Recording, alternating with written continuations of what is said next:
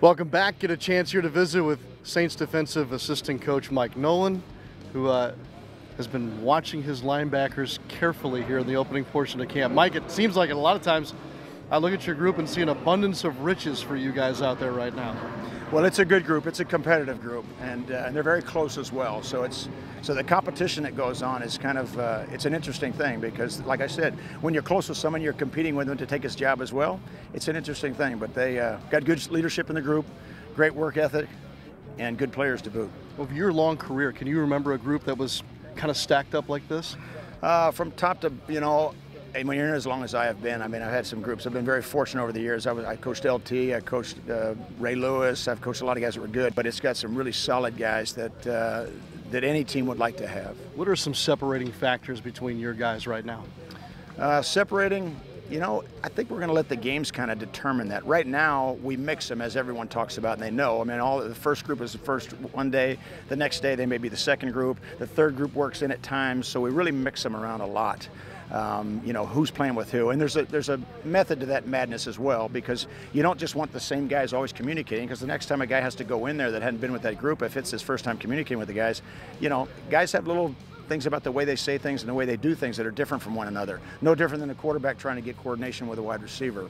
So with that being said, those guys, we mix them up, and I think it helps us in the long run as far as who will become the starter. It's going to help us. Mike, we saw a couple of your guys earlier this week get some interceptions. A.J. Klein earlier today. Is this linebacker group better at pass coverage than maybe what we've known in the last season or two? Well, we'll let the season take care of that and see what it is, because naturally it's what you do on the field that we'll say if we are or not. But I'm very encouraged, not only because we've also added someone like Demario Davis, but also the maturity of somebody like an Alex Anzalone. So the whole group playing together another year, I would like to think that we will be that much better, not only in the pass defense, but also in the run defense. In general, Coach, when you look at training camp thus far, and it's still fairly early here, but what have you been most pleased about so far through these first, almost 2 weeks now? What I'm pleased about, I guess, is watching is that, every year you start at a new place, and are we further along than we started last year? Yes, we are. So that's kind of pleasing to know that's happened. Now, that's because the new guys that came in are further along in the scheme. Last year, as you recall, whether it was a rookie player or a free agent that came onto our roster, all those guys are 1 year further along. So therefore, Dennis, for example, is allowed to do a little more things with the scheme.